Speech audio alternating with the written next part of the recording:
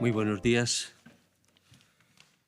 autoridades académicas, servidores públicos, estudiantes, asociaciones de víctimas, señoras y señores y amigos y amigas todos. Es un día complicado, por ejemplo, para mí, pero seguro que para casi, o para la mayoría, o para todos los que estamos aquí, y más allá para centenares de miles de personas. Hoy y mañana son días complicados. En mi caso ya verán que habrá un par de momentos que no sé si podré contener mis propias emociones por razones que no vienen al caso.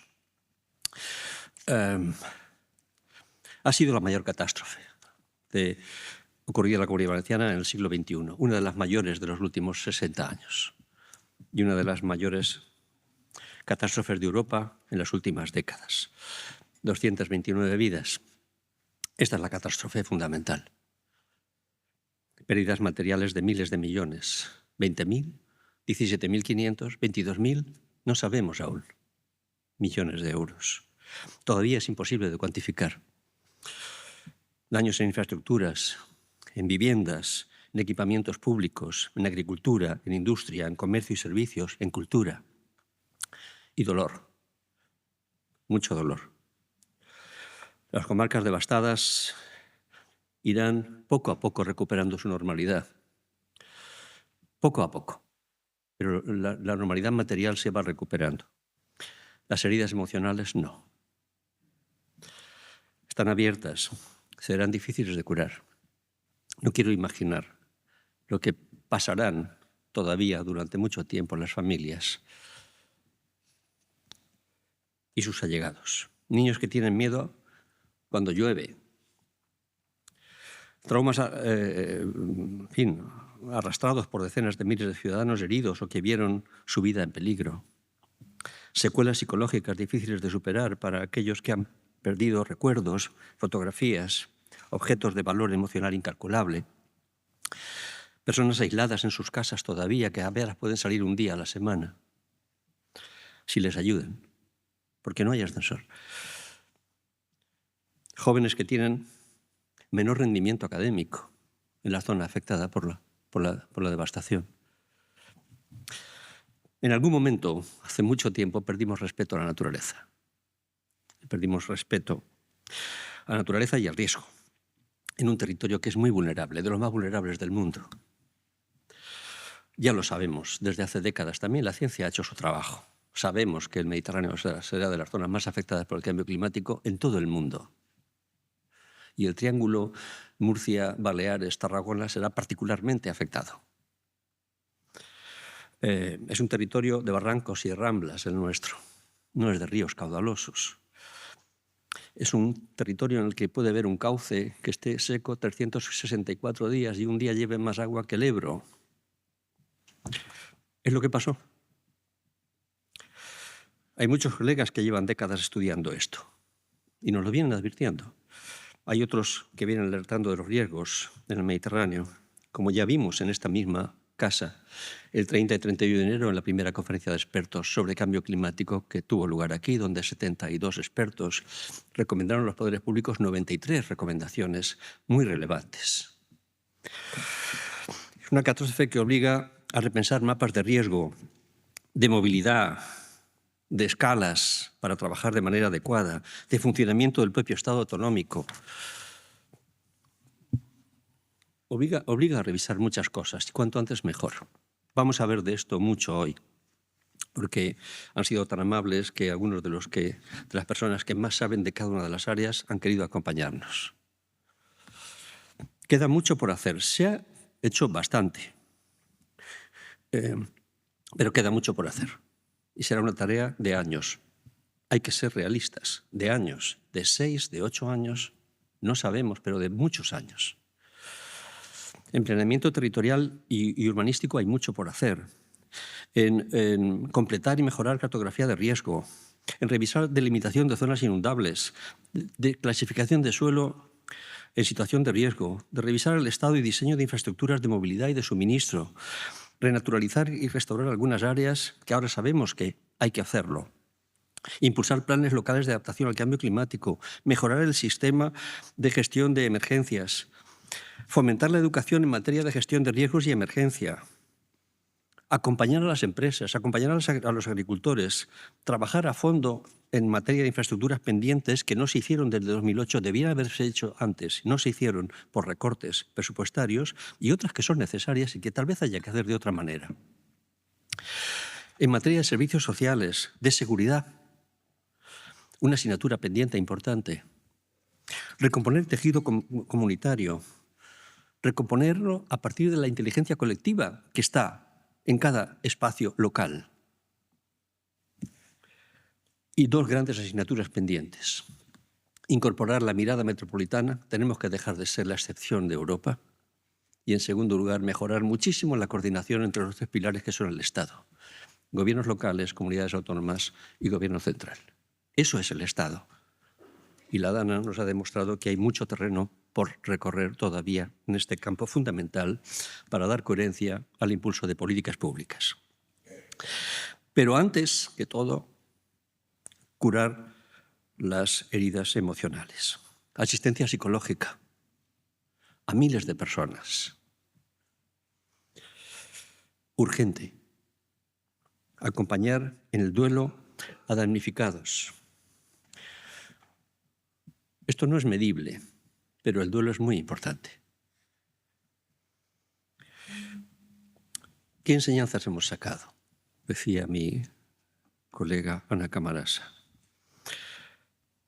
Hoy veremos algunas más, porque han querido acompañarnos a algunas de las personas más relevantes. ¿Qué enseñanzas hemos sacado? Vamos a ver al final del día si somos capaces de aportar un poco más de luz. ¿Qué estamos dispuestos a revisar? A impulsar para que en un futuro episodio devastador que vendrá, no sabemos dónde, pero ocurrirá, para que no nos sorprenda tan desarmados como en esta ocasión, para que no dependamos de la voluntariedad de personas que quieran ayudar, sino que el Estado esté más musculado, más coordinado, más estructurado. El cambio climático no es un fenómeno temporal, es estructural. Lo escucharán hoy varias veces, empezando por mi colega, la doctora Samira Kodayar. El Mediterráneo merece particular atención. Y lo que no se invierte ahora, como hemos visto en esta DANA, lo que no se invirtió ahora cuesta 3 o 6 veces más, a un ritmo de 100 millones de euros al día. Háganse una idea. Bien, en ese contexto, ¿qué puede hacer una institución como la universidad? 3 cosas. Compartir conocimiento es nuestra misión, pero tenemos 2 misiones más. La segunda es convertirse en punto de encuentro de distintas miradas que existen en la sociedad, fomentar el diálogo y la conversación democrática. Esta es la tercera de las misiones. Todas son importantes. La transferencia de conocimiento, la de compartir conocimiento es muy importante. Las otras también. Y esta no podemos eludirla porque nosotros formamos parte de una sociedad de la que somos una parte más y a la que nos debemos como universidad pública, como el resto de instituciones y de universidades públicas que en esta comunidad existen. Y este es el sentido de esta jornada, de esta sesión, de este seminario. Y como decía la doctora Camarasa, pues vamos a, en primer lugar, ver qué enseñanzas ha tenido o podemos extraer desde la propia comunidad científica, porque también tenemos que aprender. Espero que hayamos aprendido. Yo estoy seguro de que está siendo así. Entonces, hemos querido incorporar 5 miradas que se complementan. En primer lugar, daré la palabra ahora a la doctora Samira Kodayar, luego a la doctora Camarasa, que es complementaria desde el punto de vista de cómo operan los fenómenos en un contexto vulnerable como el Mediterráneo. En tercer lugar, a un alto funcionario, uno de los mejores expertos que tenemos en España en materia de obra pública hidráulica.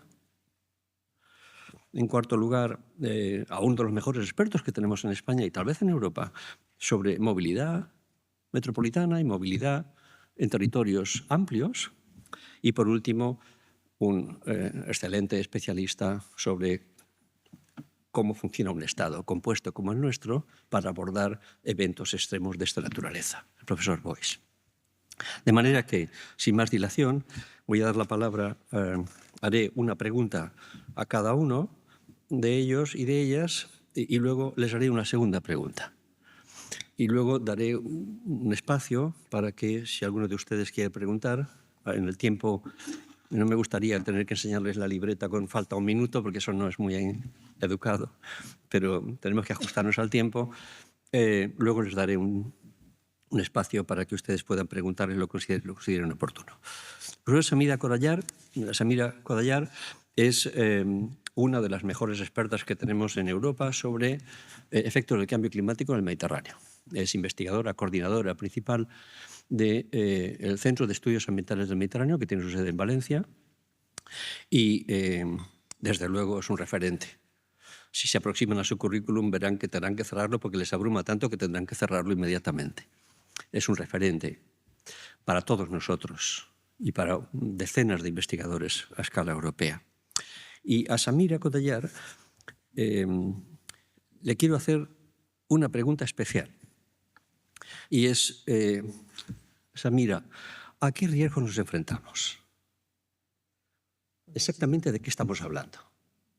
Cuando quieras. Gracias, Joan. Muchísimas gracias por la pregunta. Muchísimas gracias. ¿Me escucháis? ¿Ahora bien? Perfecto. Repito que muchísimas gracias por la invitación, muchísimas gracias por la pregunta. Permítame primero, al ser la primera de los compañeros de la mesa que abre este debate, de nuevo lanzar un sentido y respetuoso recuerdo a todos los afectados por las inundaciones y sobre todo a todos aquellos que nos acompañan hoy. Y permítanme también agradecer de nuevo al profesor Joan Romero y a la profesora Ana Camarasa por traernos hoy aquí de nuevo para reflexionar, para recordar, no como un ejercicio de nostalgia realmente, sino como un ejercicio de responsabilidad.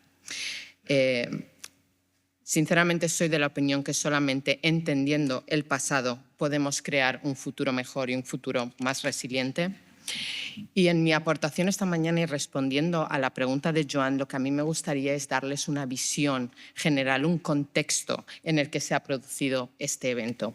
Y para ello voy a compartir con ustedes una breve presentación para que puedan ver visualmente algunos de los aspectos que serían más relevantes destacar. Y en base a todo esto que estamos discutiendo, he querido titular esta presentación una reflexión climática sobre el pasado con la mirada puesta en el futuro. Realmente, hace un año nuestra región vivió uno de los episodios más duros de nuestra historia reciente. Y más allá de lo que es el fenómeno meteorológico extremo, este evento fue un espejo de nuestras vulnerabilidades acumuladas, cómo, dónde y qué exponemos. Y más allá del desastre meteorológico, fue un punto también de inflexión que nos obliga a reflexionar, y de nuevo estamos aquí hoy para esto, qué hemos aprendido, qué sigue fallando y sobre todo cómo nos preparamos para lo que vendrá. Cuando la excepción se convierte en advertencia, tenemos que tomar el guante y aprender de ello. Todo esto se sitúa realmente en un contexto de condiciones cambiantes a nuestro alrededor. Hablamos de cambio climático como un amplificador de riesgos en la región mediterránea. Hablamos de un planeta que se ha calentado. Ahora nuestro planeta es 1,3 grados más cálido de lo que era en la época preindustrial, siendo en España esta temperatura superior a 1,7 grados según nuestra Agencia Estatal de Meteorología. Es muy importante destacar que el cambio climático no es un fenómeno futuro, sino presente, como ya se ha dicho ahora mismo. Es una realidad que amplifica los riesgos ya existentes. Porque otra cuestión fundamental es entender que el cambio climático no genera nuevos fenómenos, sino que funciona como amplificador de toda esta fenomenología que ya es característica de la región en la que nosotros vivimos. De hecho, un ejemplo claro, el 2024 fue el año más caluroso jamás registrado y de hecho fue el primer año en el que superamos 1,5 grados desde la época preindustrial. Pero esto no es un aspecto residual, sino que los últimos 10 años dentro de la serie que tenemos registros, del 2015 al 2024, se encuentran los años más cálidos jamás registrados. Y no solamente se calienta nuestra atmósfera, sino que también lo hacen nuestros océanos y nuestros mares. Y de nuevo, en 2024 volvimos a vivir uno de los récords, vamos a llamarlos así, más importantes en nuestra historia desde que tenemos registros. La temperatura media diaria absoluta más alta registrada en nuestros océanos. Y todo esto tiene muchísimos impactos, que no voy a detallar, por supuesto, aquí, pero uno que quería destacar y de nuevo nos lleva a esta situación de récord que estamos viviendo continuamente durante los últimos años. Y es un impacto directo de estas altas temperaturas, tanto atmosféricas como oceánicas. El vapor de agua atmosférico fue también récord en 2024. ¿Y esto por qué es importante? Porque este vapor atmosférico es justamente el combustible, la energía necesaria y fundamental para que se produzca toda esta fenomenología de tormentas en la región mediterránea. Y todo esto es particularmente cierto en el Mediterráneo, todo este contexto cambiante a nuestro alrededor. Un Mediterráneo que se está calentando hasta un 20% más que el resto del planeta y un mar Mediterráneo, motor de la climatología de la región, que actúa ahora mismo como moderador, no como moderador climático, que es lo que el mar Mediterráneo debería ser, sino como amplificador de extremos. Les he puesto aquí un ejemplo de cómo se comportó el mar Mediterráneo en el 2024. En la parte inferior lo que ven es la anomalía, es decir, la diferencia de temperatura entre el mar Mediterráneo, la media del mar Mediterráneo en el 2024 y la referencia que utilizamos nosotros climatológica. Como pueden ver, desde principio de año el mar Mediterráneo estuvo de manera general 2 grados por encima de la media, siendo esta anomalía, esta diferencia de temperatura o la temperatura por encima de la referencia hasta más de 2,5 grados en el periodo estival. Todo esto, por supuesto, tiene implicaciones fundamentales y una de las más importantes es la extremización de los fenómenos más extremos. En un planeta más cálido, los extremos, no solamente hablamos de precipitaciones torrenciales, sino de las inundaciones que son consecuencia de ello, las olas de calor, hablamos de incendios forestales y hablamos de sequía. Toda esta fenomenología se produce de manera más extrema y se produce de manera más intensa. Y me gustaría recalcar de nuevo en una idea que he compartido anteriormente. El cambio climático no crea fenómenos meteorológicos nuevos, pero multiplica e intensifica sus impactos. De hecho, a mí me gusta considerarlo como un acelerador de vulnerabilidades humanas, ecológicas y económicas.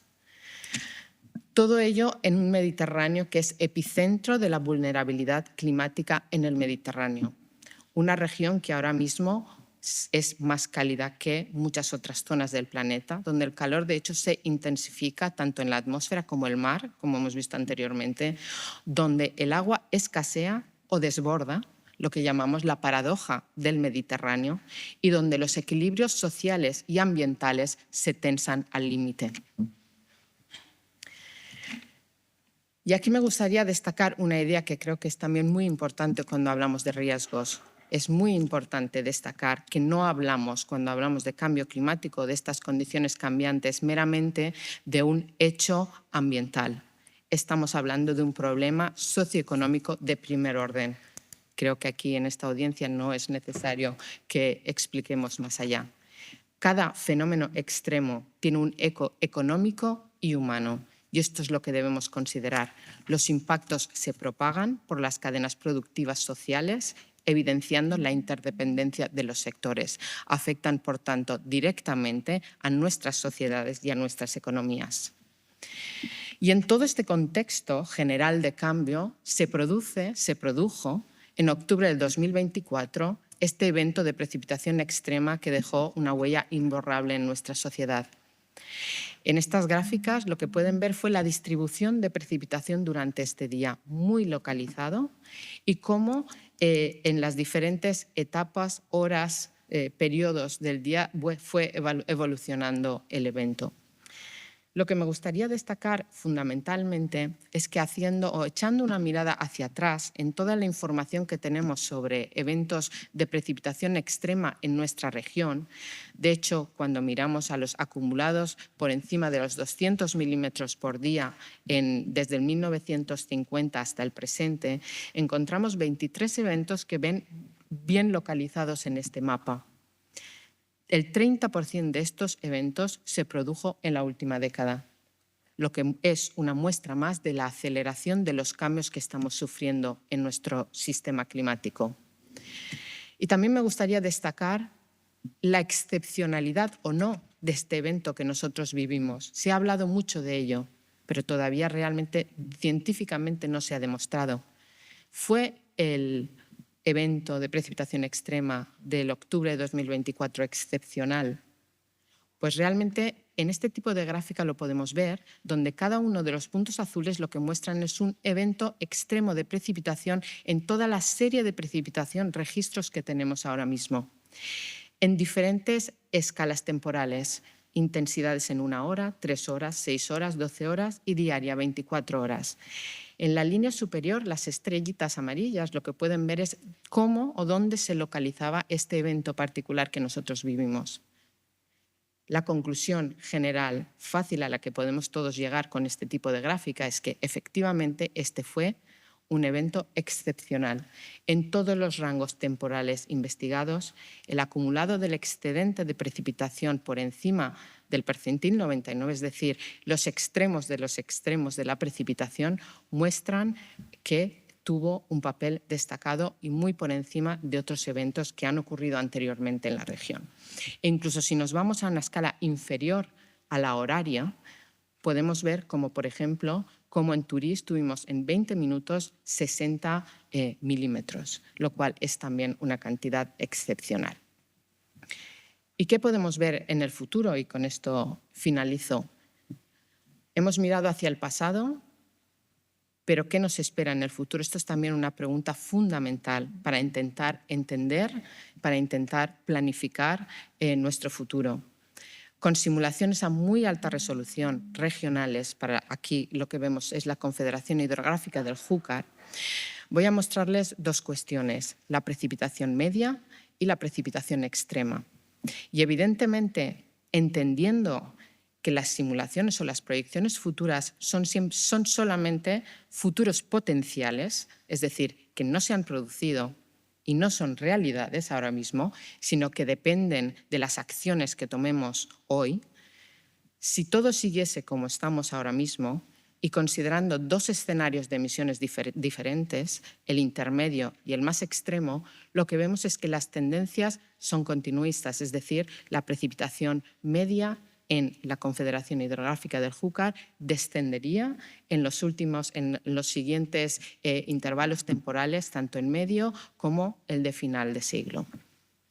Esto, por supuesto, tiene implicaciones fundamentales para planificación del territorio, pero además hay otro factor que me gustaría destacar, que es el hecho del aumento de la variabilidad interanual.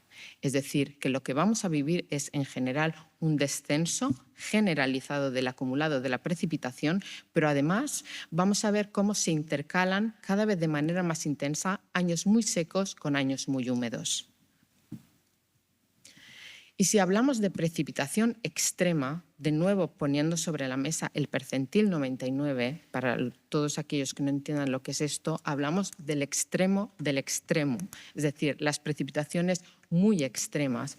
Lo que vemos es que, de nuevo, las probabilidades de que este tipo de precipitación se produzca de manera más torrencial, vamos a decirlo así, en el futuro, también está presente, sobre todo en la zona litoral norte de nuestras costas.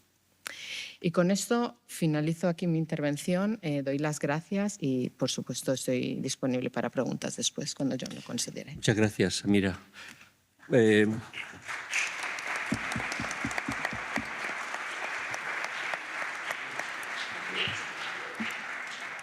a dar la palabra ahora a la doctora. Las preguntas las acumulamos al final. A la doctora Ana Camarasa, compañera del Departamento de Geografía. Seguro que muchos de ustedes no saben que ni siquiera ella imaginaba cómo se hablaría tanto de lo que le ocupó en su día. Su tesis doctoral fue sobre la Rambla de Pollo, imagínense. Ahora todo el mundo habla de esto. En aquel momento, pues no tanto, ¿no? De ella es también el concepto del agua como riesgo y el agua como recurso, algo a lo que ha aludido la doctora Kodayar antes. Conoce como pocas personas el funcionamiento del agua como riesgo en un territorio de barrancos y de ramblas. Y a ella quiero formularle la primera pregunta, es ¿cómo afectó la Dana al sistema de barrancos y cómo afecta al riesgo? ¿Te quito el tuyo? Sí. Gracias, Juan. ¿Cómo afectó al riesgo? ¿Cómo afecta al sistema de barrancos? Dos ideas me gustaría a mí destacar aquí. Dos respuestas y ahora las detallo. Acelerando el ciclo hidrológico y cambiando el patrón de riesgo. Dos ideas que creo que son potentes porque toda esta agua intensificada, toda esta energía que Samira nos ha comentado, que está en la atmósfera y que acaba materializándose en un episodio extremo de precipitación, todo esto tiene que ser llevado al mar. Y tiene que ser llevado al mar por una red de drenaje. Y se recoge lo que se denomina una cuenca de recepción y se tiene que drenar, se tiene que sacar al mar por una red de drenaje. En este trabajo, que son el trabajo que hacen las redes de drenaje, están los procesos, que es lo que pasa, y las formas. ¿Por dónde va el agua? Por los cauces.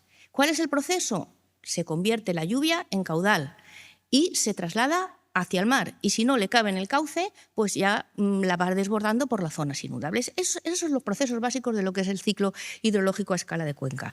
¿Qué supone una superación de intensidades de las características que hemos visto como entrada al sistema? Pues supone que se está acelerando muchísimo todos estos procesos, de manera que no les da tiempo a hacerlos bien, a la cuenca no le da tiempo a trabajar bien. Se genera escorrentía superficial de manera muy rápida antes de que les dé tiempo al suelo a empaparse de agua, a transferirla a los acuíferos, a almacenar. Fíjense que en las cuencas mediterráneas es muy importante que almacenen agua porque luego van a pasar 3 meses secos o varios años. Y esos almacenes no son precisamente los cauces en una zona de barrancos, son los acuíferos, son los subalveos, son las terrazas. Y eso necesita tiempo. Si estamos acelerando el ciclo hidrológico, no hay tiempo para todo esto. De manera que mucha más cantidad de agua se está convirtiendo en escorrentía superficial. Las ramblas están secas porque transfieren agua al acuífero, pero si no le damos tiempo, pues la tienen que sacar al mar directamente. Desde el punto de vista de riesgo, ¿qué supone esto? Pues esto supone más agua escurriendo de manera superficial susceptible de inundar y desaprovechada para el recurso de agua subterránea, incrementa el riesgo en detrimento del recurso. Primera cosa.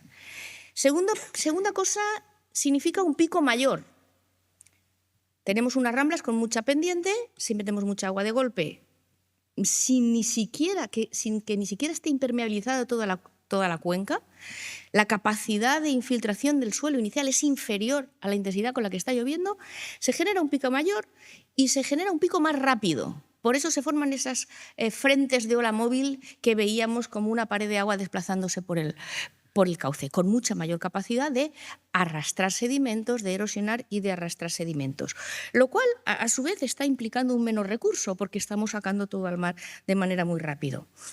Pero esto implica también que hay un menor tiempo de reacción para la población.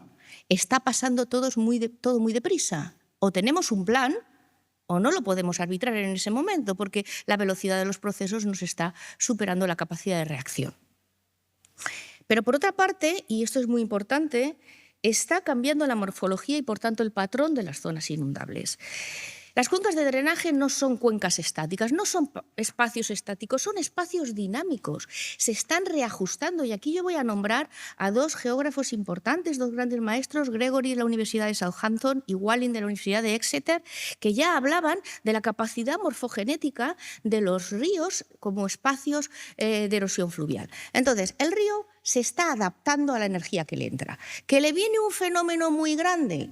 Los procesos son muy voluptuosos, son procesos muy rápidos, muy violentos, y se genera lo que necesita, la forma, la geomorfología, el modelado que necesita. Esto es un cauce muy grande porque tienen que sacar mucha agua al mar.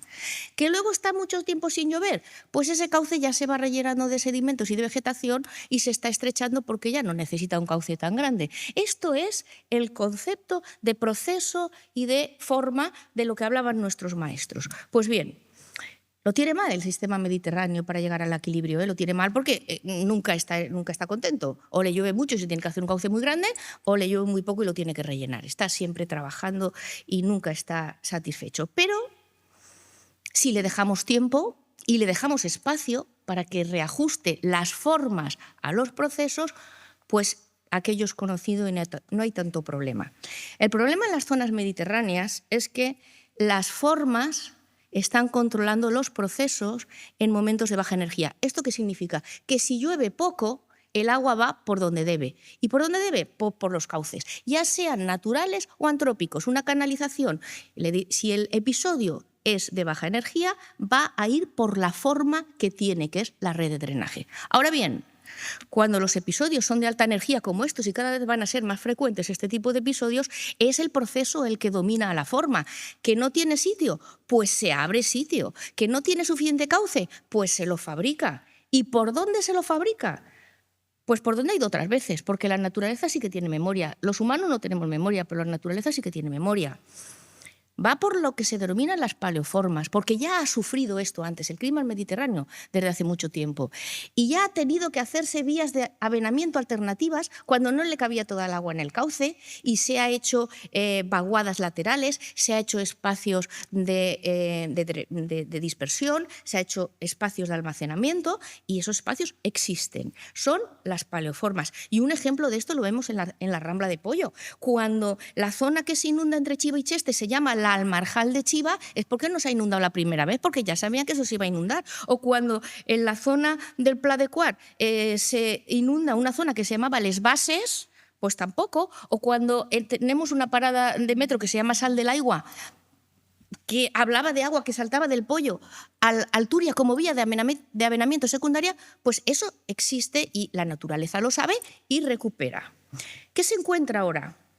Pues cuando la naturaleza quiere utilizar sus vías de evacuación alternativas, tiene una ocupación humana muy intensa y unas canalizaciones, unas formas de evacuar el agua que ya no le son útiles. Le son útiles si lleva poca agua, pero si lleva mucha agua no le son útiles. No es compatible con momentos de episodios de gran energía. ¿Y qué hace?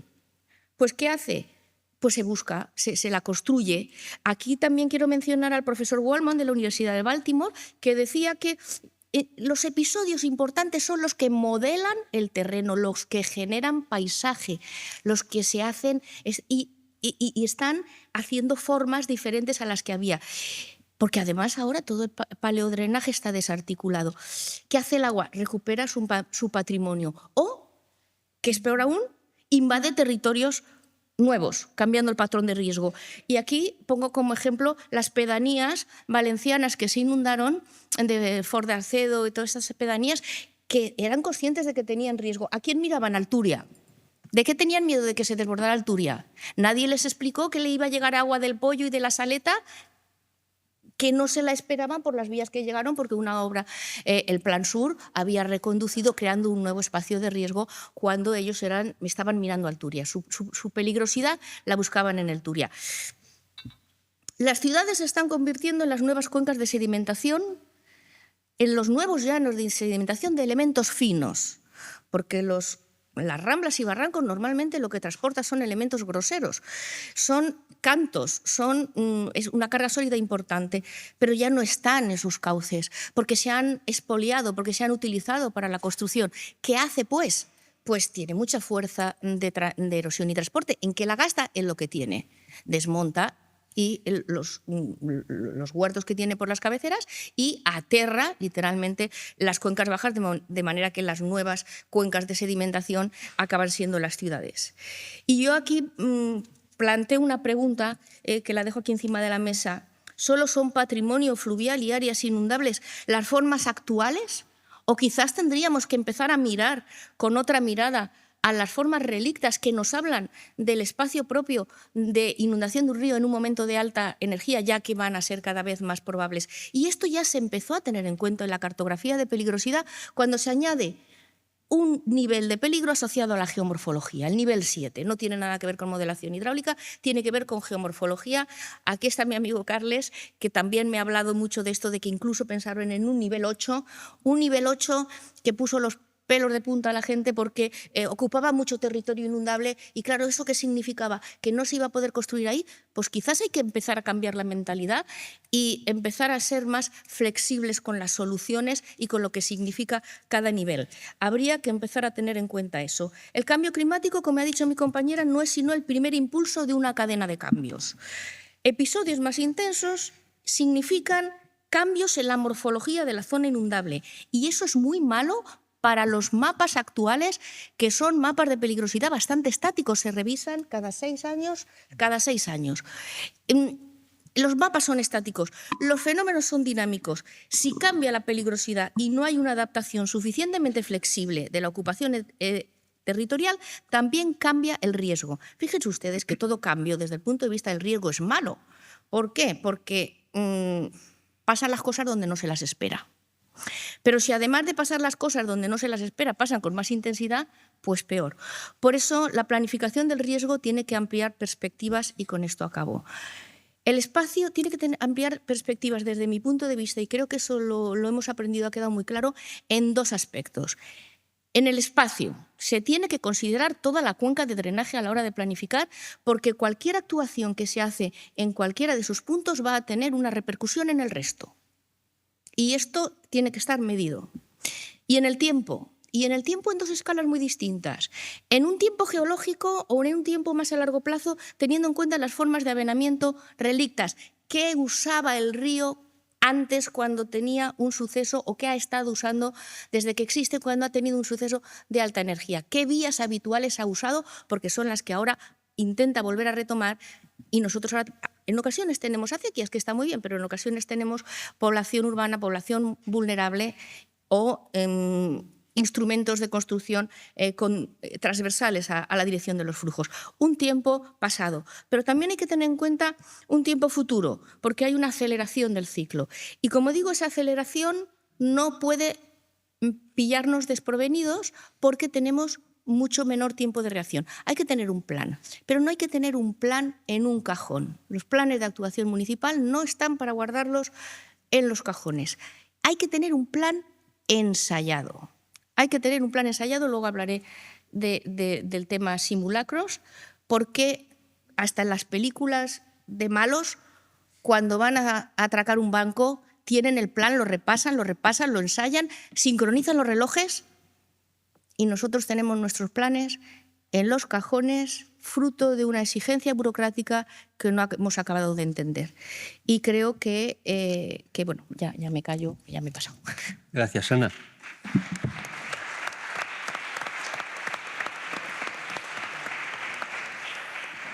Bueno, el doctor Teodoro Estrela, al que voy a dar la palabra ahora, es doctor ingeniero de caminos por la Universidad Politécnica de Valencia. Es adjunto ahora mismo como alto funcionario al presidente de la Confederación Hidrográfica del Júcar. Ha sido director general del agua y compatibiliza su función actual con la tarea de profesor asociado en la Universidad Politécnica de Valencia. Sí, no tuvimos ninguna duda, Ana y yo, cuando pensamos a quién podemos pedir que nos acompañe para dar un poco de luz sobre el comportamiento en un territorio como el nuestro y sobre cómo está la situación, qué enseñanzas podemos sacar del mapa de la obra pública hidráulica y de la gestión del agua. No hubo ninguna duda, Teodoro Estrela. De modo que por esa razón estamos muy agradecidos que quisiera venir y que quiera compartir con nosotros su dilatada y excelente experiencia. Cuando quieras, Teodoro. Muchas gracias, Joan. Es para mí un placer estar aquí con todos vosotros. Después de oír a Samira, de oír a Ana. ¿Se oye bien? Creo que no. Yo creo que te las da propaganda. ¿Sí? ¿Me oís? ¿Me oís? Sí, ahora sí. Mesa Pro. Sí, hay de estar cerquita. Sí, hemos oído a Samira contándonos la magnitud, ¿no?, de las precipitaciones que hemos tenido en esta dana y luego Ana, pues cómo funcionan estos barrancos, estas ramblas que tenemos en la cuenca mediterránea, ¿no?, y muy especialmente en la comunidad valenciana, ¿no?, para poder adoptar las mejores medidas, tener un territorio más resiliente frente a las inundaciones, pues es muy importante conocer bien lo que ha sucedido, ¿no?, durante esta crecida tan extraordinaria, que no es la pauta, porque es una crecida, digo, muy extraordinaria, nunca se había producido, por lo menos con los registros históricos que disponemos, parece que ha sido la crecida más extraordinaria que se ha producido, ¿no? Y nos puede dar muchas pistas sobre cómo debemos actuar, ¿no?, para el futuro. Diría que esas lluvias tan extraordinarias, hemos hablado antes de 700 milímetros, es verdad que en algunas zonas de la Comunidad Valenciana se habían producido lluvias de esa magnitud. Recuerdo las crecidas del 57 en el Turia o las del Júcar del 82 y 87. Pero no con la intensidad, ¿no?, de lluvias que hemos tenido. ¿Esto qué nos está queriendo decir? Que, bueno, que estas precipitaciones pues, se pueden producir en cualquier sitio. No se habían producido en cuencas como la del Poyo ni en la del Magro, al menos en los registros históricos que disponíamos, y hemos visto que se han producido. Y esto es algo que tenemos que tener muy presente. Luego los caudales que se han generado con estas lluvias pues han sido tremendos. En la cuenca del Poyo solo tenemos un sensor que está en el cruce con la 3, un sensor del SAI, y midió hasta 2.000 metros cúbicos segundo, pero las estimaciones que tenemos, y yo diría que son ya muy fiables, es que han circulado unos caudales líquidos del orden de 3.200 metros cúbicos segundo. Yo quisiera dar un dato de referencia. La avenida de 500 años, estimada en ese punto, era de 1.200 y han circulado 3.200, casi 3 veces más, ¿no? Eso da una idea de la magnitud, ¿no?, en cuanto a los caudales que hemos tenido. Pero es que en Chiva, en la cabecera del barranco, pues hemos estimado el orden de 1.000 metros cúbicos segundo, ¿no? Y entre Chiva y el cruce con la 3, del Poyo con la 3, pues ahí tenemos barrancos como el barranco de Cuevamorica, el barranco grande, el barranco hondo. Pues el barranco de Cuevamorica hemos estimado 500 metros cúbicos segundo y el grande 1.000 metros cúbicos segundo. Estamos hablando de unas magnitudes tremendas, pensando en el tamaño de las cuencas. Cuevamorica tiene unos 20 kilómetros cuadrados y el barranco de Grande del orden de 50 kilómetros cuadrados. Y veamos los caudales, ¿no?, que han circulado y lo que ha provocado. O en el propio Magro, en la cuenca del Magro, pues, teníamos cifras del orden de 1.000 pocos metros cúbicos segundo y las estimaciones pues, nos llevan a 4.000 metros cúbicos segundo. ¿Qué ha provocado qué? Pues ha provocado unos efectos tremendos en los cauces.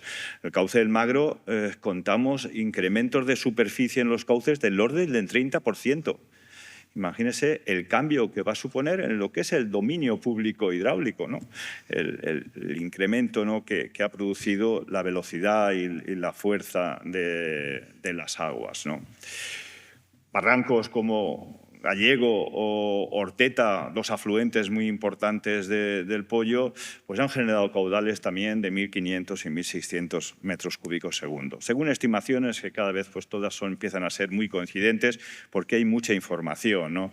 Y además de los estudios hidrológicos hay mucha información en niveles de inundación, se están haciendo los estudios hidráulicos y prácticamente hoy las cifras que tenemos son bastante ya precisas, ¿no? en cuanto a estimaciones.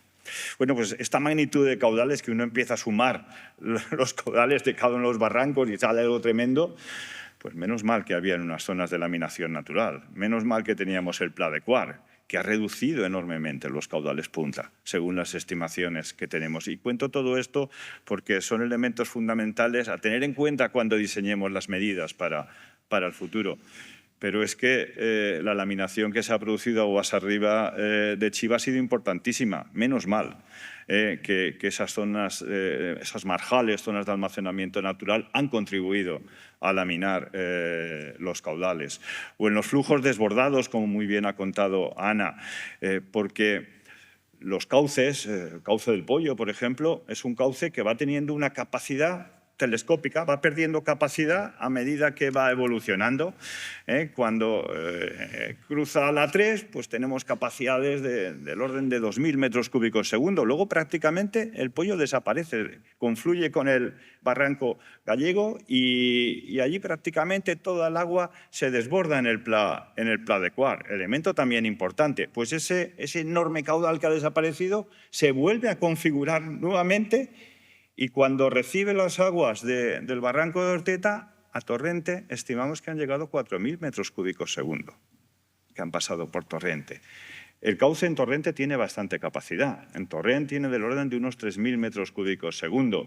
Si seguimos hacia aguas abajo, en Picaña ya tenemos menos. Ya la capacidad es del orden de 2.000. Hay puntos que menos. Pero si seguimos más aguas abajo, pues ya en Paiporta tenemos capacidades de 1.200 a 800 metros cúbicos segundo. Y si continuamos en Catarroja, Massanassa, ahí pues estamos hablando de 700 metros cúbicos segundo. Y todo esto hay que tenerlo en cuenta cuando diseñemos las actuaciones.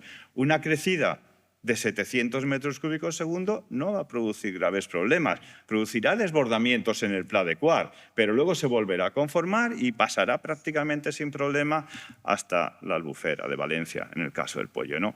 Pero si circulan 1.000, 1.500, pues vamos a tener problemas en Catarroja y Massanassa. Todo esto es importantísimo, ¿no?, para diseñar las soluciones. Luego mencionaba antes, Ana, las pedanías de Valencia, que están en un sitio muy complicado, donde tenemos la V30, pero donde tenemos el ferrocarril, donde tenemos la V31, la pista de Silla. Están en una situación muy complicada y les ha llevado el agua. Si analizamos los mapas de peligrosidad que tenemos en el vigente Plan de Gestión de Riesgo de Inundación, para la avenida de 500 años no llegaba el agua a esas zonas. Pero es que no desbordaba en Picaña.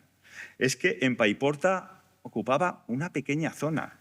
Es que ha saltado por los aires la planificación de gestión de riesgo.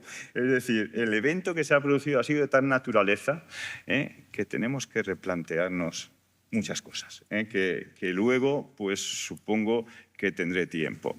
Y simplemente un último elemento.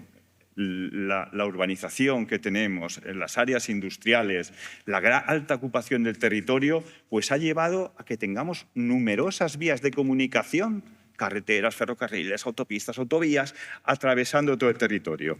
Pues en ocasiones han tenido un efecto muy favorable, porque han laminado, reducido caudales, y en otras ocasiones lo contrario, un efecto muy desfavorable, porque han actuado de barrera al no tener suficiente capacidad de evacuación. Todo esto lo tenemos que analizar conjuntamente todas las administraciones para buscar las mejores soluciones para el futuro.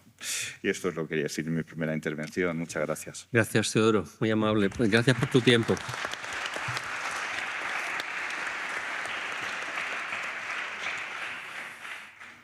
Gracias por economizar tiempo, porque vamos, ahora sí que os pido a todos que nos vayamos usando para acabar a las 11 como está previsto. Y antes dar palabras.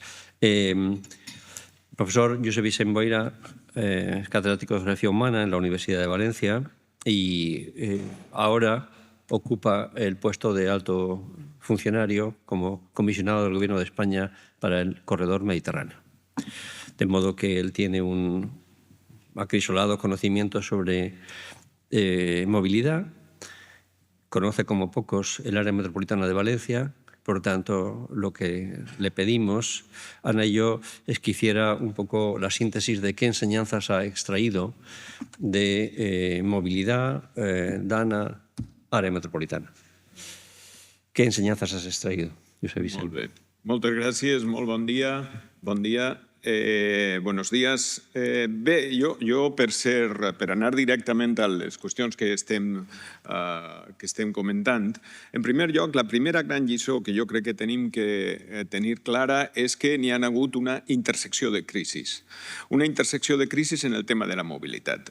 La de la Dana, la crisi de la Dana s'ha superposat i ha ocultat una altra crisi que tenim en l'àrea metropolitana de València, que és la crisi de la mobilitat. Diguem-ne, la crisi d'allò que alguns han denominat la democratització de la mobilitat. Avui tenim de l'ordre de 250 milions de viatgers en àrea metropolitana amb transport públic, 250 milions l'any. Això significa un 15% més que l'any 2023. I per tindre una comparació, l'any 2008 teníem de l'ordre de 200 milions de viatgers. És a dir, això s'ha produït una exacerbació de la mobilitat i la Dana el que ha vingut és a impactar sobre esta mobilitat, sobre esta crisi de la mobilitat que ja teníem abans. Fins a cert punt l'ha ocultat també. I, per tant, ara tenim que tornar a parlar d'esta intersecció i de resoldre aquestes dues crisis. Esta intersecció de crisis, esta crisi de la mobilitat, s'ha produït sobre, potser l'element més visual que hem tingut han sigut la destrucció dels automòbils. Hem tingut 130.000 vehicles de tot tipus destrossats. Això és indicatiu d'alguna cosa. I crec que hem de reflexionar sobre aquesta xifra. 128.000, 130.000 vehicles destrossats per la Dana en la corona metropolitana, en l'àrea metropolitana de València, en l'àrea afectada. Per què s'ha produït aquesta destrucció inusual en altres episodis que han ocorregut en Europa o en el món? Perquè és el símptoma d'alguna cosa més profunda. El símptoma de què? De que la motorització en la corona exterior de l'àrea metropolitana de València és creixent, ha augmentat. Així com la taxa de motorització en la ciutat de València ha disminuït, i això és una bona notícia, en la corona metropolitana ha augmentat. La distància, i això és un article que ha publicat ara el professor Albertos i la professora Zornoza, que acaba de publicar, n'hi ha una diferència de 76 punts entre la taxa de motorització de la ciutat de València i la taxa de motorització, és a dir, el número de cotxes per 1.000 habitants, en definitiva, de la corona exterior. Això què vol dir? Que en aquests moments el predomini del vehicle privat és, en termes de taxa de motorització de vehicles per 1.000 habitants, és absoluta, amb predominis, amb percentatges superiors al 75% dels desplaçaments en el cas dels municipis de la perifèria de la corona metropolitana que tenen una bona connexió ferroviària. Però aquells que no tenen una bona connexió ferroviària, el predomini del vehicle privat arriba al 90% dels desplaçaments. Primera lliçó, així tenim una crisi evident en aquest sistema general de mobilitat que tenim en l'àrea metropolitana, en el que la Dana no ha fet més que impactar i deixar al descobert les vergonyes, per dir-ho així, que ja veníem arrossegant. Segona lliçó, el sistema, durant la Dana s'ha parlat molt, i això, per una part, cal valorar-ho, s'ha parlat molt de tres tipus de cost relacionat amb el sistema de mobilitat. El cost operatiu, el cost de capital, el cost operatiu, però s'ha parlat menys dels costos d'externalitats o els costos implícits del sistema. M'explique molt ràpidament. Durant la DANA s'ha parlat de la reconstrucció del sistema de mobilitat i s'ha parlat d'aixòs costos de capital, que en definitiva és la construcció i el manteniment de les infraestructures. D'això sí que s'ha parlat, i el ministre de Transports ha refet les coses, la Generalitat ha començat a refer les coses, els municipis, cost de capital, construcció, manteniment, cost operatiu, quan costa de mantenir això també s'ha parlat i s'han pres mesures, però crec que s'ha parlat poquíssim dels costos implícits, és a dir, de les externalitats que la societat genera d'una forma o d'una altra. I aquesta és una lliçó que crec que hem d'aprendre. Hem de pensar també quins són els costos de les externalitats d'un sistema de transport insostenible. I d'això s'ha parlat menys. I, per últim, crec que la tercera de les lliçons que tenim que aprendre és que el sistema de mobilitat ha d'anar lligat a l'ordenació del territori. Ordenació del territori i planificació dels transports i de la mobilitat han d'estar necessàriament interconnectats i connectats. Interconnectats i coordinats. Una millor integració és fonamental per a tenir una millor accessibilitat i gestionar la necessitat de desplaçaments. Cal ser conscient que qualsevol desenvolupament urbanístic futur en l'àrea metropolitana tindrà conseqüències sobre la mobilitat al generar més tràfic de vehicles i obligar a nous desplaçaments o a l'adquisició forçosa d'un vehicle en un determinat moment.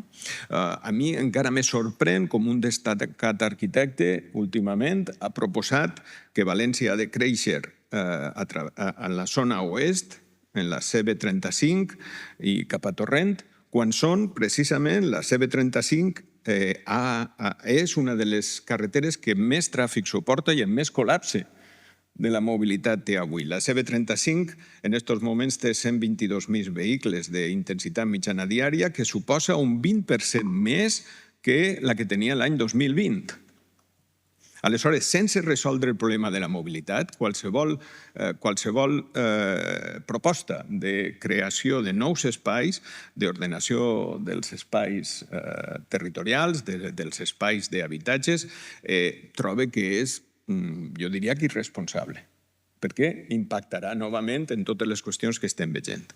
I, per tant, per acabar en aquesta primera ronda i fer-ho ràpid, jo crec que estem vivint la lliçó que hem après en aquests aspectes sobre ordenació del territori, planificació del transport, planificació de la mobilitat, és que tenim, per utilitzar un xoc de paraules, estem davant una immobilitat de les polítiques de mobilitat.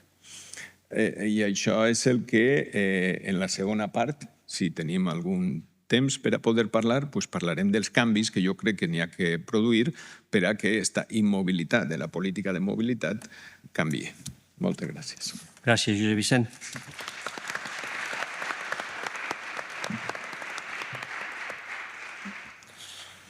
Durant 40 anys, fruit de pactes polítics, s'hem donat un model d'estat, que és el que tenim.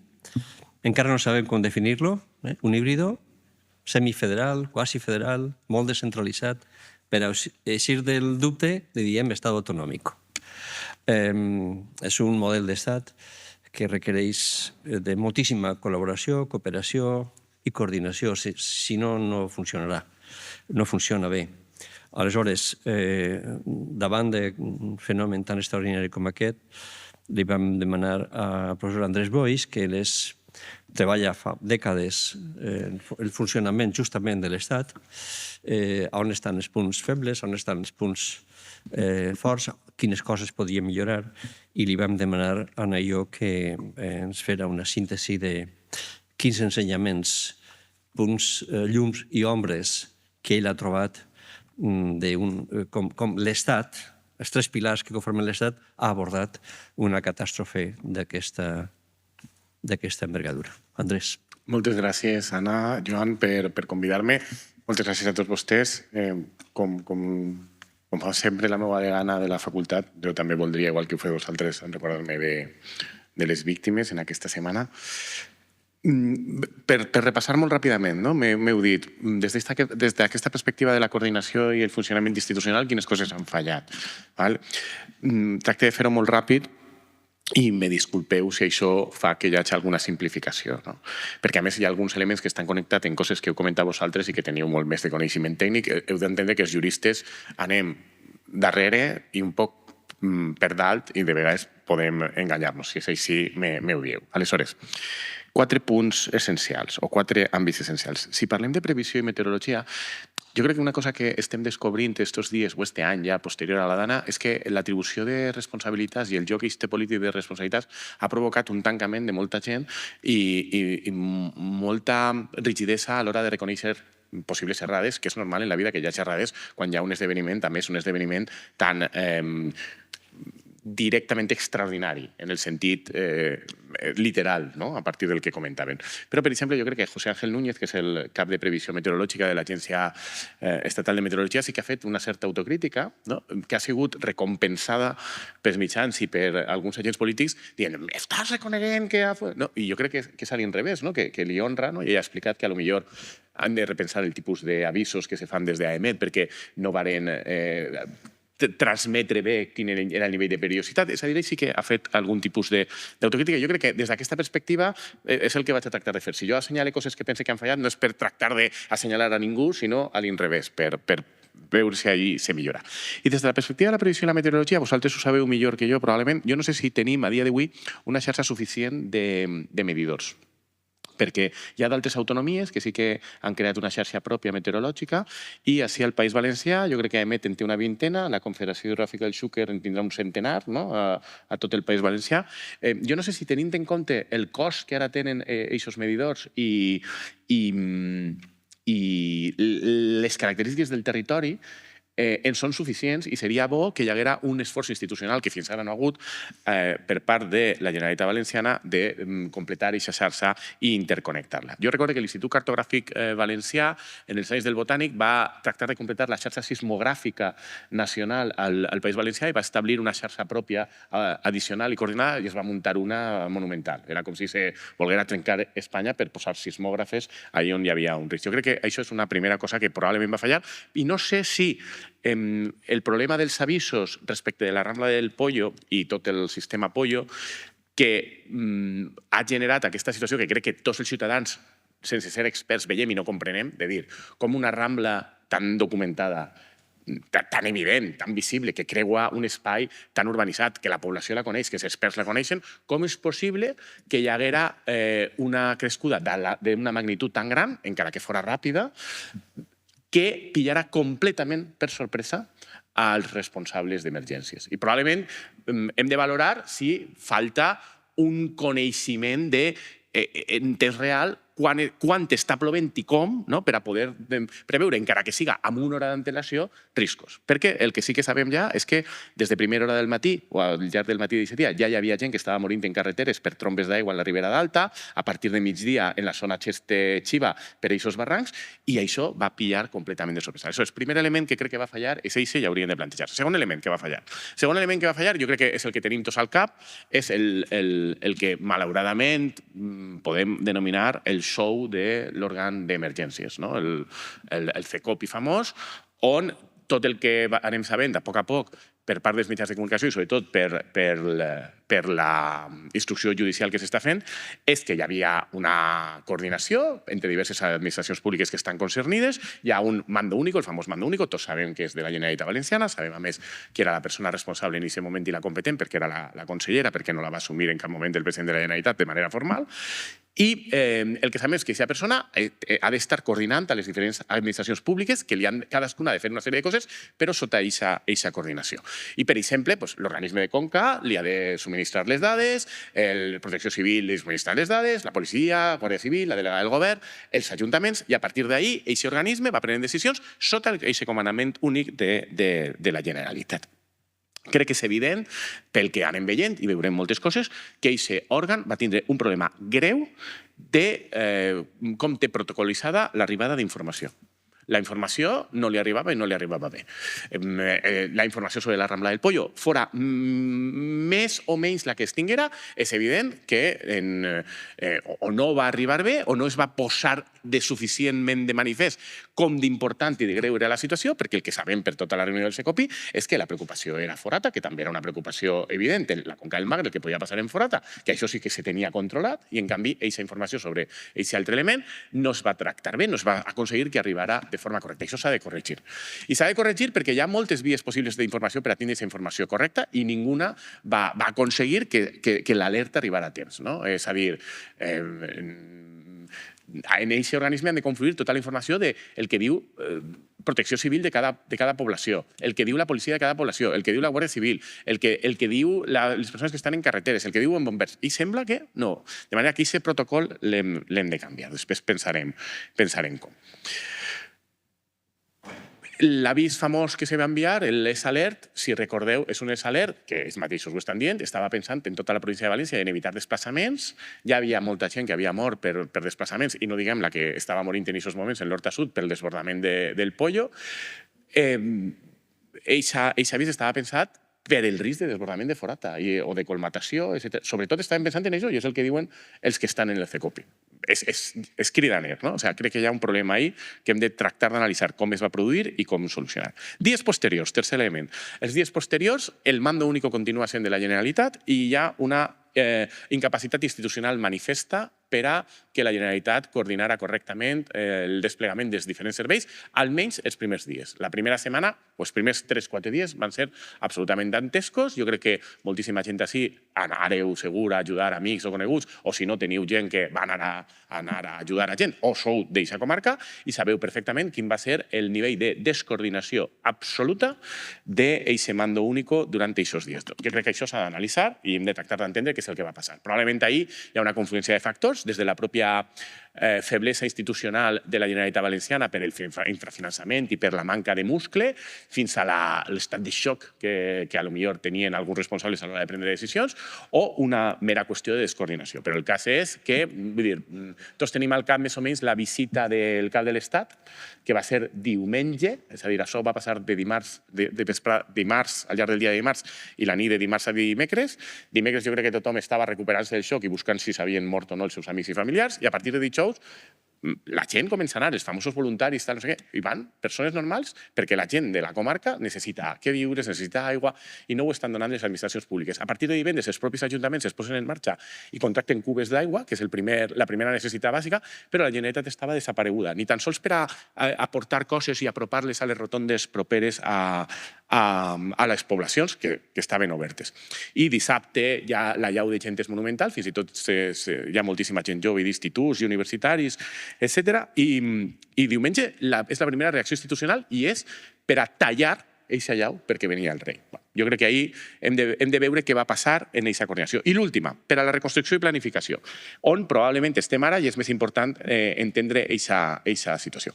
El que hem vist durant aquest any és una manifesta descoordinació entre les diferents administracions, és a dir, Generalitat, municipis i Estat estan treballant de forma molt descoordinada, s'està veient des de molts punts de vista, probablement perquè s'està tractant de resoldre problemes a curt termini, i és normal i és inevitable. Per exemple, vam veure aquest decret llei urbanístic de la Generalitat Valenciana sobre la reconstrucció i com reconstruir, per exemple, habitatges amb les ajudes, fins i tot si estan fora d'ordenació, o, per exemple, la possibilitat d'utilitzar espais dotacionals de forma urgent per a crear habitatges si és precís en aquestes poblacions. És a dir, s'està responent a situacions que són de necessitat i d'urgència, reconstruir la planta viària, els ferrocarrils, i no s'ha atès encara a una planificació més estructural a futur. La Confederació Hidrogràfica del Xúquer està traient del calaix els projectes de portar el Pollo al nou dia del Túria, etc. que no sé, vosaltres sou els experts, si són projectes que són totalment coherents amb aquesta idea de tractar de tindre una resposta que siga més atenta a quina és el comportament natural del territori, però en tot cas ho està fent la Confederació amb un cert conflicte institucional, per exemple, amb l'Ajuntament de València. Crec que posa això de manifest, que no ens hem dotat d'una estructura de coordinació administrativa per a fer aquesta planificació, que crec que un desastre com la Dana posa de manifest, i amb això vull acabar, sí o sí que és necessària.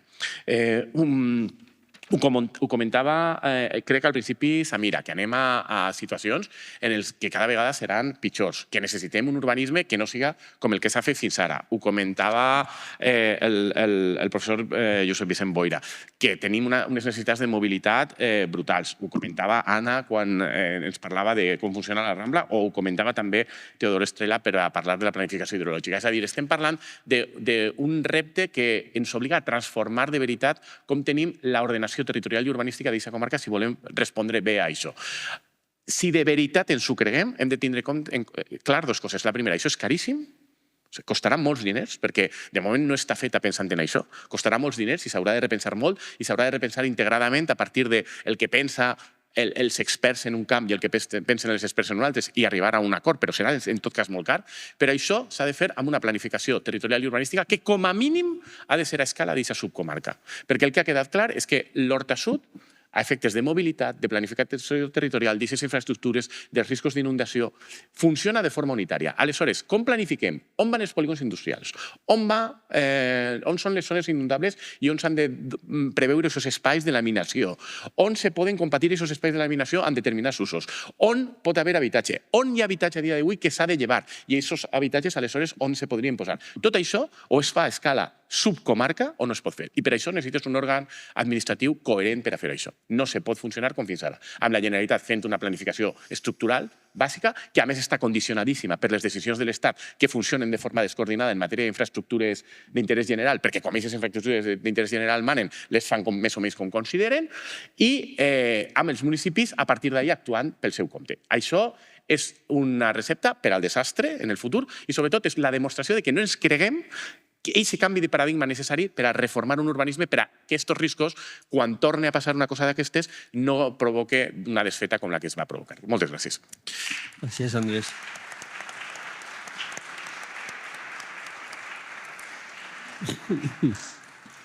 Como unos 5 minutos ahora para dejar tiempo y respetar el tiempo de las 11. Samira, ¿cómo afrontamos el futuro? ¿Por dónde empezamos? Me gustaría destacar aquí una idea principal, y es el hecho de lo que es realmente el riesgo. El riesgo depende de nuestras decisiones colectivas. El riesgo, como pueden ver, por eso he puesto esa transparencia para que vean cómo está distribuido, depende del peligro, de la vulnerabilidad y de la exposición. Y al final la cuestión que debemos tener en cuenta es que no podemos hacer nada frente a los fenómenos naturales. Van a ocurrir, tenemos que aprender a convivir con ellos, son la realidad, nuestra presente y futura, pero sí podemos evitar y reducir la vulnerabilidad y la exposición. Por tanto, esos son los dos principales frentes que considero que habría que atacar. Y por otro lado, destacar una cuestión sobre la que he reflexionado bastante y creo que es muy importante y nos lleva a muchísimas posibles acciones. Sabemos mucho, pero aún actuamos poco. Sabemos mucho desde el punto de vista científico, tenemos normativas para todo, pero no se cumplen realmente y existe una gran todavía desinformación en la ciudadanía, en las administraciones e incluso entre diferentes disciplinas científicas. Esta es otra cuestión que deberíamos atajar. ¿Cuáles son las claves para el futuro? Muy brevemente, para mí se destacarían 4 aspectos. Son muy básicos y hablamos de ellos continuamente, pero todavía no lo hemos logrado. Anticipar, adaptar, comunicar y colaborar. Y me gustaría destacar este último de manera muy importante. La colaboración entre ciencia, administraciones y ciudadanía es el núcleo real de la resiliencia futura. y finalizar con 4 conclusiones que para mí son fundamentales de todo lo que he querido plantear durante esta mañana. Es importante financiar resiliencia, no desastres. Somos todavía una sociedad reactiva. Debemos prepararnos. Y provocativamente me gustaría poner sobre la mesa el hecho de que ya no debemos hablar de normalidad, no debemos hablar de nueva normalidad, porque nuestra normalidad es cambiante. Y me gustaría destacar esta idea. La sorpresa es nuestra nueva normalidad. Y aquí lo hemos visto. Puede llover en cualquier sitio, puede llover de cualquier forma y no estamos preparados para ello. Por tanto, de nuevo, no basta con reaccionar, debemos anticiparnos. Los desastres no son naturales ni inevitables. Esto es otra cuestión que yo creo que es muy importante. Muchísima gente considera que los desastres naturales ocurren y no podemos hacer nada contra ello. Esto no es así. Y con esto vuelvo al concepto de riesgo que les he planteado al principio. Y finalizo con una idea fundamental para mí. La resiliencia se construye con más coherencia entre lo que sabemos, lo que decidimos y lo que comunicamos. Por tanto, no es tanto el crear nuevas cosas, nuevos sistemas de alarma, más instrumentación, más trabajo de campo. Es utilizar lo que tenemos, comunicarlo correctamente y decidir basando siempre todo en la ciencia. Gracias, Amira. Ana. Sí. ¿Qué podemos hacer? Yo no me voy a meter a decirle a los ingenieros lo que tienen que hacer ni cómo lo tienen que hacer, pero sí que me gustaría decirles para qué lo tienen que hacer. Tienen que hacer unas medidas, yo siempre hablo de medidas basadas en la naturaleza, porque desde mi punto de vista las soluciones, siempre lo he dicho, no son grandes soluciones faraónicas, son más bien diferentes soluciones quirúrgicas que van entrelazándose y que van complementándose unas a otras. Hay sitios donde no se va a poder hacer eso y no se va a poder evitar la obradura, como por ejemplo la Saleta. No podemos dejar que desaparezca un barranco, el cauce de un barranco en mitad de Aldaya, y ahí se va a imponer la obradura, pero sí, en la medida de lo posible, habría que construir de una manera más compatible con el territorio donde se vive. Y para eso hay que conocer el territorio, porque hay que dejarle lo que se denomina el territorio de movilidad fluvial. Se le tiene que dejar un espacio para que el río reacomode, como he dicho antes, las formas a las entradas de energía sin que se vea impedida su acción de modelado del paisaje. Si esto lo dejamos así, tendremos mucho menos problemas y el río se restaurará a sí mismo y nos dejará claro cuáles son sus espacios inundables. Porque tenemos que sacar el agua al mar y eso no le podemos mandar el agua al vecino. Y eso tiene que quedar claro. Y sí que quería decir un poco en la línea de mi compañera, poner el acento en la educación sobre el riesgo. La educación sobre el riesgo es fundamental porque y se basa en el conocimiento del territorio. Y la educación, cuando hablamos de educación, yo voy más allá de la comunicación. Se habla mucho de la comunicación del riesgo, imprescindible, absolutamente imprescindible. Pero la comunicación sobre el riesgo tiene un plazo temporal corto, muy ligado al fenómeno que acaba de pasar. Yo hablo de una educación a largo plazo, una educación de toda la vida, y conectando con nuestras generaciones pasadas que tenían un mejor conocimiento sobre el territorio porque estaban más ancladas a él y ser capaces de transmitirlas a las generaciones futuras. Y esto se hace con procesos de participación y de cocreación. Aquí todo el mundo tiene su función. La universidad tiene que formar, además de informar, tiene que formar a la población. Pero no solamente con un proceso unidireccional de uno explica y el otro escucha, sino con procesos de cocreación y participación en la que haya una retroalimentación conjunta. De lo local a lo global.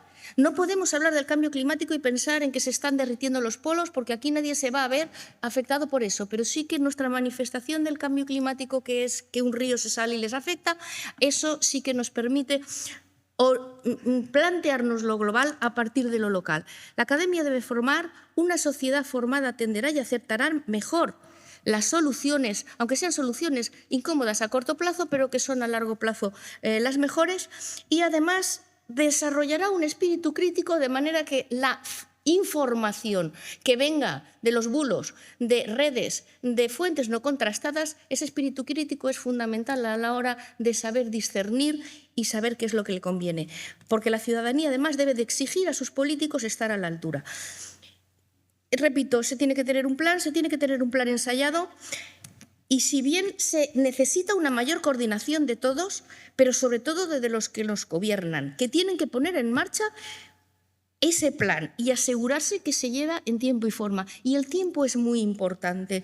Hay un antes, hay un durante y hay un después. Y hay que actuar en cada una de esas franjas temporales.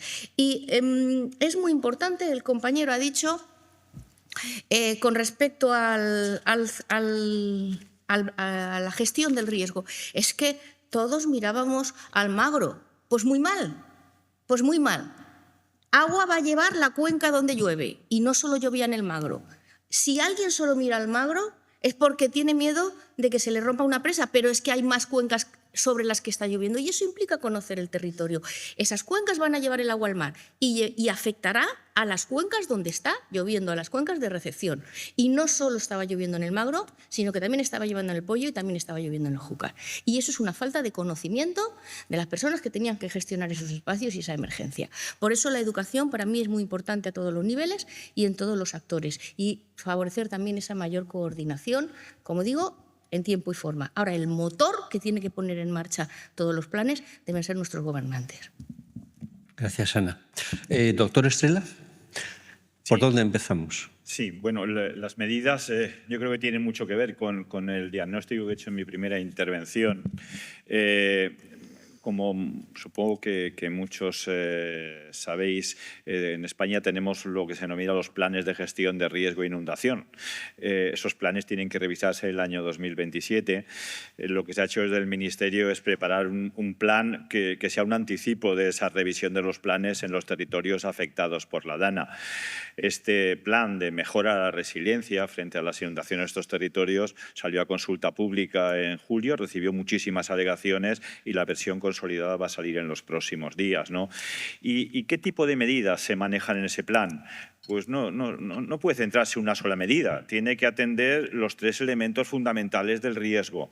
La reducción de la exposición, la reducción de la vulnerabilidad y la reducción, porque yo creo que también, de la peligrosidad. La peligrosidad al final son los niveles de inundación, las velocidades que lleva el agua. No es lo mismo tener 3 metros de agua que tener 1 metro de agua. No es lo mismo tener zonas desbordadas con 2 y 3 metros segundo y cauces con 9, 10 metros y incluso más metros por segundo, como en Chiva, que han habido 12 metros segundo de velocidades, que tener velocidades más pequeñas. Luego, también hay que actuar en la peligrosidad. Desde las medidas de reducción de la exposición, pues obviamente, lo hemos visto, seguramente tenemos que ser más exigentes y más restrictivos en los usos del suelo en las zonas inundables. En este momento está en tramitación un decreto que va a modificar el Reglamento de Dominio Público Hidráulico y va a ser más restrictivo en el uso del suelo en esas zonas, ¿no? ¿Qué más medidas para reducir la exposición? Pues tener unos mapas de peligrosidad y riesgo más adecuados y que hayan tenido en cuenta fenómenos como el que se ha producido, que, como antes decía, pues realmente ha sido algo que ha saltado los estudios que teníamos, ¿no? Y que van a ayudar a tener unos mejores mapas de peligrosidad en la zona. Hay zonas donde prácticamente no había peligrosidad y que ahora pues van a recogerse, y en otras donde la peligrosidad era mucho menor, ¿no? Desde el punto de vista de reducción de la vulnerabilidad, está claro que al final un riesgo siempre hay, es decir, porque podremos reducir los niveles de 3 a 1 metro, pero no se pueden diseñar infraestructuras para que no haya ninguna inundación y que solo el agua vaya por los cauces y salga directamente al mar sin provocar ningún daño. En una crecida tan extraordinaria como esta, volverán a haber inundaciones, pero que no las hayan de manera que produzcan los daños que se han producido, ¿no? Entonces, como van a seguir habiendo inundaciones, pues es bueno que la gente también plantee medidas de autoprotección, de adaptación de edificios, viviendas, zonas industriales. Pero es importante que todas las administraciones lancen programas en esa línea, ¿no? Con puertas, bombas de achique, es decir, que al final los daños que produzcan esas inundaciones, cuando hablamos de unos calados menores, pues sean inferiores, ¿no? Y finalmente, sobre la peligrosidad. Para la reducción de la peligrosidad, ¿qué es lo que hay que hacer? Pues estoy totalmente de acuerdo con Ana. Hay que seguir cómo realmente funcionan los cauces y los ríos. No podemos inventar nada nuevo. Es decir, tenemos que potenciar los efectos que ya de forma natural se producen. Hemos hablado antes de la importancia tan grande que han tenido las zonas de almacenamiento natural como el Pla de Quart. Es que hay que incidir en esa línea. Hay que incidir en almacenamientos a ambos lados de los márgenes que pueden ser controlados y que podamos jugar con las cotas de desbordamiento para cuando vienen los caudales mayores, sea cuando se almacena el agua. Todo eso es lo que se está diseñando.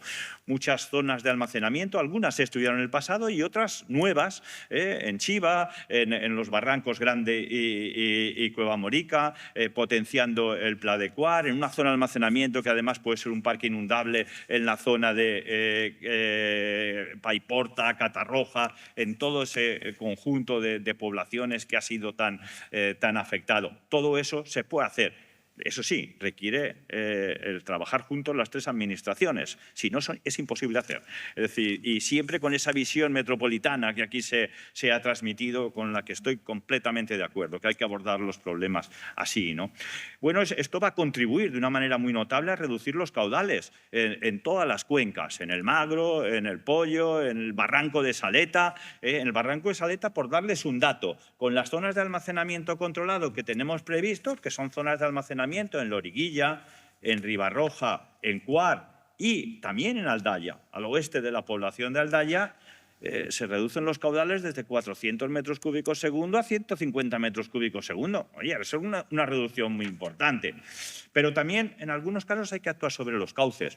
Los cauces se han visto desbordados. Por ejemplo, las aguas del Pollo se han ido hacia el Barranco de la Saleta en un caudal que estimamos en 600 metros cúbicos segundo, inundando polígonos y llegando luego al Barranco de Pozalet y conformando las aguas del Barranco de la Saleta, que han llegado, que ha producido graves afecciones a la población de Aldaya, ¿no? Bueno, pues a lo mejor hay que actuar sobre el cauce y hacer unas ciertas motas para impedir esos desbordamientos, pero unas motas muy integradas en el cauce, ¿no? Luego, en algunos sitios hemos visto, y ya estoy terminando, que a algunos cauces les falta capacidad, porque hay tramos que tienen una mayor capacidad y otros menos. Actuando en determinados tramos, por ejemplo, toda la zona Catarroja, Massanassa, todo ese encauzamiento que hizo la Confederación algunos años, pues se puede mejorar su capacidad para que evacúe mejor las aguas y produzca menores niveles. Y luego la coordinación con otras administraciones, carreteras, ferrocarriles. Es decir, el diseñar conjuntamente los esquemas de drenaje transversal de todas las vías de comunicaciones para que sus efectos sean favorables y no desfavorables. Y con esto termino mi intervención. Muchas gracias. Gracias, Teodoro. Josep Vicent. Sí. Primer canvi que hem de produir, diguem-ne, en tota aquesta situació és assumir les responsabilitats. Una àrea metropolitana és un gran condensador de responsabilitats. És una gran definició que jo crec que és senzilla també d'entendre. Este gran condensador de responsabilitats, avui, en l'àrea metropolitana de València, està sense govern. Tots els fenòmens que estan produint-se en ordenació del territori i el transport metropolità no estan governant-se. Per tant, primer canvi que hem de produir és assumir aquestes responsabilitats en l'àrea metropolitana des de tots els punts de vista. Segona lliçó que jo extrauria, és necessària una transició de la mobilitat cap a un nou model. El model actual és insostenible. Si no se fa, ens dirigim directament al col·lapse del sistema de mobilitat i té que ser un model molt menys dependent del vehicle privat. Si volen vostès, administrativament, per tant, s'hauria d'aprovar immediatament un pla de mobilitat metropolitana en l'àrea metropolitana de València que portem 3 legislatures preparant-lo. 3, des de la primera legislatura al Botànic. La tercera dels canvis que tenim que fer, al meu entendre, és apostar per un territori metropolità més policèntric, que puga reduir la demanda de mobilitat i permeta aquesta transició a una mobilitat molt més sostenible i pública. I per això és imprescindible aprovar de la mateixa manera el Pla d'Acció Territorial de l'Àrea Metropolitana de València, que també portem 3 legislatures arrossegant-lo sense que tinguem un model d'ordenació del territori adequat. Mentrestant, què podem fer? Pues reformar en profunditat Metro València. Metro València tenim una bona mala notícia. La bona notícia és que cada vegada s'utilitza més, la mala notícia és que no s'ha incrementat la capacitat de la xarxa ni en termes d'infraestructura ni en termes de material mòbil, amb la qual cosa Metro València s'ha de reformar i s'ha de reformar probablement la EMT en perspectiva metropolitana i tots els sistemes d'autobusos que tenim ara integrant-los, Rodalies també, en una estructuració clara. I acabe. Per tant, resumint en 4 punts que jo crec que són fonamentals al meu entendre. Primera, coordinar les polítiques de transport entre totes les administracions, coordinar les estratègies de mobilitat amb els instruments de planejament urbanístic i territorial. Això seria una gran novetat que fins ara no tenim i això és una cosa tan evident que està passant, com ha dit el professor Romero, en altres llocs i som l'excepcionalitat. I entrant en el tema de lo que el company Andrés Boix ha comentat, la cooperació estreta entre els diferents nivells de govern local i la definició d'una estructura de governança que implique a totes les entitats participants. Moltes gràcies. Gràcies, Josep Vicent. Andrés?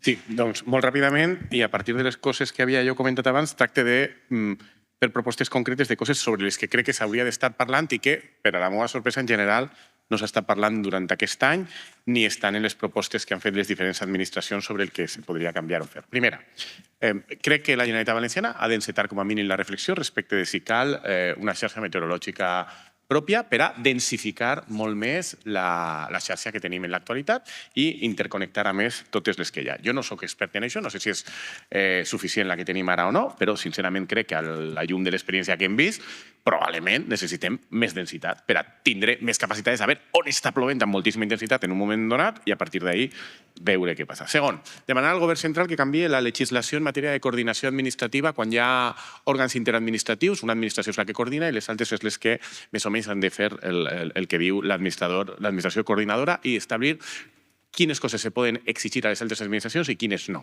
Això és una cosa que ja va ser problemàtica durant la pandèmia, no sé si us en recordeu, s'han fet diverses propostes des d'aquest moment, però de moment el govern de l'Estat no ha atès aquesta petició.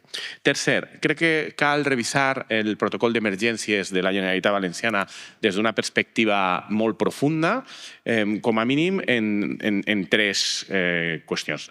La primera, a la llum de l'experiència que ja tenim, automatitzar una sèrie de respostes. Recordeu que vam tindre fa poc una dana o minidana, no sé, i tinguérem alguna alerta taronja, alguna alerta roja, i se va tornar a produir la situació de què passava en les escoles, què passava en la mobilitat, què passava en el treball. És a dir, jo crec que a la llum de l'experiència que tenim podríem començar a pautar unes reaccions mínimes automàtiques de si hi ha avís roig, això vol dir que com a mínim tal i tal cosa, per exemple, les escoles. Si hi ha avís roig, les escoles tancades. Perquè al remat acaba passant, no sé si us en recordeu, fa unes setmanes, després de discussions, de tal, no sé què, la gent no sap què fer. És a dir, donar unes pautes mínimes que, associades a nivells de risc, sempre funcionen. Segon element de canvi respecte al protocol d'emergències. Crec que probablement hi ha coses que s'haurien de tecnificar, automatitzar, se pot fins i tot utilitzar intel·ligència artificial per a preveure determinades conductes i a partir d'ahí tindre reaccions més ràpides. I tercer element, crec que el flux d'informació que va fallar estrepitosament l'hem de canviar radicalment. No pot ser que la informació que arribava al CECOPI vinguera perquè el president de la Diputació es va plantar allí i anava parlant amb alcaldes i els alcaldes li deien què passava. No pot ser que del que comença a passar en Paiporta i Picanya s'assabenti el CECOPI perquè l'alcaldessa, crec que va ser de Picanya, telefona a la delegada del govern. Això no pot ser. Està bé que des d'una perspectiva humana aquesta comunicació se pugui produir, però ha d'haver un protocol de que les policies locals i protecció civil dels diferents municipis tinguin un protocol d'informació directa a l'òrgan d'emergències per a que l'òrgan d'emergències tinga tota la informació i la pugui anar processant. No pot ser que depenga d'aquestes coses. I per últim, respecte a la planificació territorial i urbanística. Hi ha un elefant en l'habitació, perquè parlem del pollo, que convé repensar, i crec que hem de ser sincers en aquest sentit i des d'una perspectiva jurídica i institucional. Segons l'Estatut d'Autonomia de la Comunitat Valenciana de l'any 1982, la competència sobre el barranc del Pollo és de la Generalitat Valenciana.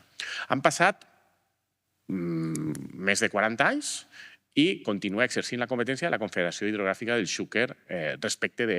és l'organisme de conca del Pollo. Jo no sé si això és correcte o incorrecte, però el que hauríem de fer és tindre un debat, perquè si jurídicament diem que és la Generalitat i en 40 i pico anys la Generalitat no ha volgut assumir-la, perquè la Confederació no és que se l'hagi quedat perquè diga jo me la quede, no, és que la Generalitat ha dit jo no la vull. Però és que està en l'Estatut del 82 i en la reforma de l'Estatut de 2006. Això és una anomalia. Si volem, perquè considerem que és millor que les conques hidràuliques internes siguin gestionades per la Generalitat Valenciana, ho hauríem de fer. I si considerem que és pitjor i que és millor que ho faci la Confederació Hidrogràfica del Xúquer, ho hauríem de canviar. Però no pot ser que estiguem en aquesta situació. Perquè la teoria diu, i per això està en l'Estatut com està, que una conca de proximitat és millor que estigui gestionada en proximitat. Però si no és veritat, ho hauríem de canviar. Això jo crec que és un elefant en l'habitació i, sorprenentment, resulta que un barranc, una conca com és la del Pollo, genera un desastre d'aquesta magnitud i aquest tema ningú no en parla. Respecte a la planificació completa a escala metropolitana, i és l'última cosa, jo crec que és la més important a efectes de la reconstrucció. Tot el que comentava el professor Boira, estic totalment d'acord amb ell, però crec que per això cal tindre un òrgan propi. És a dir, hem comprovat ja que això no funciona a partir de la mera estructura de coordinació interadministrativa en la que funcionem. Perquè acaba passant el que hem vist en aquestes últimes dècades, que l'Estat acaba fent les seues infraestructures i sí, hi ha processos de participació, hi ha processos d'al·legacions, però més o menys els acaba fent com considera. La Generalitat Valenciana fa una planificació territorial que, com no li pot imposar totalment tota la ubicació de totes les coses als municipis, acaba sent probablement massa laxa i aleshores tenim una planificació que és massa laxa també en temes de qüestions d'inundabilitat, en la plana litoral, a més, també tenim un problema amb les costes, i va i resulta que no ho fem bé. I després els municipis, per una banda, tenen massa llibertat i per altra banda estan massa agobiats. Jo, sincerament, crec que els municipis haurien d'assumir que per a una determinada sèrie de coses és millor que això directament ho faci un òrgan que no siga un òrgan de coordinació, sinó que siga un òrgan directament encarregat d'aquestes competències, que integre municipis i a la Generalitat i a l'Estat. I que aquest òrgan siga un òrgan que tinga capacitat de decidir i d'imposar les decisions als 3 nivells. Perquè, si no, directament no estem fent coordinació de veritat. I jo crec que això és el més difícil i l'Estat té molts problemes per acceptar un canvi en la legislació en matèria de règim local que accepti un òrgan d'aquestes característiques, però probablement l'experiència de la Dana crec que hauria de forçar a obligar a fer aquesta reflexió i a dir-li, encara que siga de forma experimental, no ha passat una cosa suficientment greu a l'Horta Sud com per a dir, anem per a l'Horta Sud tractar de crear aquesta nova eina de governança. I a veure si així aconseguim una governança de veritat territorial per a tot, la planificació hidràulica, la de les infraestructures, la urbanística, la industrial i la de la mobilitat, que estan totes interrelacionades i o se fa d'una manera unitària o no se farà bé. Més encara quan l'hem de canviar radicalment per a poder afrontar millor els riscos que venen. Gràcies. Gràcies, Andrés. Bueno.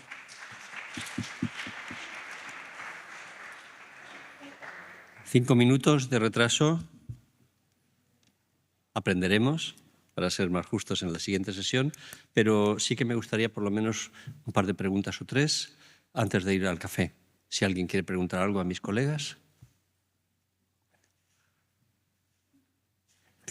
Adelante. ¿Tienen micro por ahí? Sí. ¿Se identifican, por favor, cuando por lo menos... Sí, me llamo Berna Motella. Muchas gracias por la ponencia a todos los ponentes. Y yo simplemente habéis hablado de estas zonas de almacenamiento, que no sé si estabais hablando de infraestructura de obradura o más de simplemente dejar que la propia agua, como habéis hablado del Quart de Poblet y de zonas de inundación. La duda que me surge es, yo, por lo que he podido estar leyendo en medios, se ha hablado de este concepto de zonas de sacrificio, de dejar como exponiendo como que estas zonas se van a dejar para que se inunden, como un sacrificio a hacer para que no llegue a inundarse otras zonas. Este propio concepto de zona de sacrificio, esto ya a mi punto de vista personal, me parece un poco lo mismo, pero enfocado de una forma un poco pesimista. Realmente no habría que hacer esta, como habéis explicado ahora vosotros, labor de explicar que realmente no es ningún sacrificio, es una gestión correcta y una forma de que esa agua no afecte a quienes acaba afectando. Y por lo tanto me gustaría saber vuestra opinión en este término de zona de sacrificio versus lo que habéis dicho vosotros de zonas de almacenamiento de agua, zonas de la Amazon, etc. Y muchas gracias por las ponencias. ¿Le formula la pregunta a alguien en concreto? ¿O si alguien, por si...? Es en general, porque todos han tocado en un punto u otro. Teodoro, ¿quieres contestarle tú? Sí, como dices, yo no les llamaría zonas de sacrificio. Son zonas de almacenamiento donde la idea es que se mantenga el uso existente, que es fundamentalmente agrícola. Es verdad que se van a ver inundados con más frecuencia y con más niveles de inundación, y estamos viendo los procedimientos a seguir, porque al poder mantener la actividad hidráulica, la actividad agrícola, pues seguramente no hay que hacer una expropiación y están buscando las formas, ¿no? y hablando con todo el mundo. Pero no le llamemos zonas de sacrificio. Es verdad que en algunos sitios sí que hay que excavar o levantar algún camino, pero estamos tratando de que estamos diseñándolas de manera de que eso sea la excepción. ¿Alguna? Adelante. Professor? Se podria dir que són zones. Sí, bon dia. Soc Alfredo García Prats, catedràtic de Dret Financer i Tributari en esta casa. A mi m'agradaria fer una pregunta en general, sobretot perquè hi ha hagut algunes de les ponències que han fet referència a la necessitat de repensar els models de governança. Jo crec que una lliçó que hem d'aprendre d'això per a no repetir-se és que d'alguna manera l'Estat ens va fallar a tots els valencians, en particular els afectats per la Dana. I en quant al model de repensar els models de governança en relació a les situacions de catàstrofe natural imprevisible o previsible, però que ens desborda, m'agradaria sobretot que em digueu si algú pensa o té alguna solució en relació a la necessitat de construir mecanismes intermitjos de governança a nivell metropolità o màxim metropolità. És a dir, hem de pensar probablement que la zona metropolitana no només afecta a València, València Sud i València Nord, sinó que probablement hem de repensar València com una cosa més gran, i no sé si algú ha pensat en això, i probablement si també tenim models en els que mirar-nos per a lo que no s'ha de fer o per a com se podria fer millor. Han hi hagut catàstrofes de forma recent en altres països. Estic recordant de Louisiana fa uns quants anys, les inundacions d'Alemanya o d'Itàlia, o inclús les més recents de Xina. No sé si probablement això també podria constituir mecanismes per a verificar com podem millorar la nostra governança en aquestes situacions d'excepcionalitat. Gràcies. Andrés? Sí, jo crec que en la línia del que hem estat dient d'alguns així, i el professor Joan Romero, a més, també té coses escrites sobre això molt xules, dirigís una col·lecció on hi ha un llibre molt xulo d'experiències de governança metropolitana tant en França com a Alemanya, és a dir, que no són llunyanes, sinó que estan molt a prop de nosaltres i dels nostres models jurídics, de manera que podríem copiar moltes coses. Sí que és de veres que així jo crec que des d'una perspectiva acadèmica portem 20 anys o 30 anys tots dient més o menys el mateix o coses molt semblants, però hi ha una gran incapacitat per transmetre les millores i la necessitat de tractar d'avançar en aquesta línia als poders polítics. I hi ha reticències que venen de tots els àmbits. Com he dit abans, a l'Estat no li agrada gens permetre que hi hagi òrgans on la capacitat de decisió sobre les coses que són encara competència de l'Estat puguen veure-se afectades de forma que l'Estat quedi obligat. Això és per a l'Estat, això és una línia roja. Jo crec que és una errada i hauríem de tractar de convèncer-lo de que, per exemple, en casos com este, si tu tens un òrgan de governança metropolità, les decisions hidràuliques i sobre les infraestructures d'interès general també els ha de decidir aquest òrgan. I després tens una gran reticència per part dels municipis. Per exemple, ara Teodoro Estrella, quan parlava de les zones de sacrifici, deia que hi ha ajuntaments que potser no els agrada. Jo crec que els ajuntaments tenen una visió de vegades molt parroquial és que el meu terme municipal és essencial i aleshores jo he de protegir que ahir jo puga fer un polígon o jo puga tal, per què m'està imposant vostè que jo això ho hauré de dedicar sí o sí a aquesta zona? Perquè els ajuntaments s'han acostumat a un model en el que la planificació autonòmica els genera un marc i dins d'aquest marc són completament sobirans. En el fons, l'Ajuntament d'Albal, de Benetússer, de Massanassa, de Catarroja, de Sedaví, forma una conurbació, això. Vull dir, no seria, crec jo, tan difícil fer-los entendre si tingueren capacitat efectiva d'estar en aquest òrgan i ser partíceps de la decisió, que els sacrificis que s'han de fer són comuns i l'ordenació que s'ha de fer és comuna.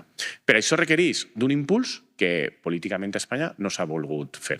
I no és perquè no hi hagi models comparats que funcionen molt bé. Per exemple, ja dic, a França, un país tan proper com França, tenen una cosa que se diu d'intercomunalitat en ja més o menys 30 metròpolis franceses, 30 àrees metropolitanes. I tenen un òrgan que és el que efectivament integra no només a la gran ciutat, sinó a tots els municipis del voltant, a efectes de mobilitat, de planificació territorial, etc., i un òrgan on els representants es trien democràticament en eleccions, que és el que s'ha de fer quan un òrgan té responsabilitats importants. Moltes gràcies, Andrés. Ens espera un cafè aquí fora i siguem puntuals. 11:35 comencem la sessió. Gràcies.